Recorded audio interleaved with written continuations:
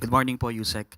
May we know po yung status ng National Polytechnic University Bill. May mga reports po online na that the bill has already lapsed into law dahil hindi daw po napirmahan ng Pangulo. Can you confirm this po? Ang sinasabi pong bill ay na-veto ng Pangulo.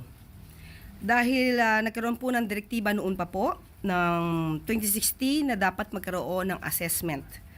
At sa ngayon po lumalabas na hindi po nagkaroon ng compliance para sa assessment ng nasabing paaralan. At mananatili naman po ang Pangulo at umaasa siya na ang PUP po ay magkakaroon din po ng national university status kapag ka po na-comply po nila lahat ang mga requirements. One follow-up lang po. May information po ba kung ano yung mga particular na hindi na-meet ng PUP po para mag-grant sa kanila yung status? Sa ating nabigay na mga impormasyon, hindi po dinetalye kung ano po ito, pero ito po ay naaayon din po sa pag-aaral at pag-reassess po sa mga nagawa po ng nasabing paaralan.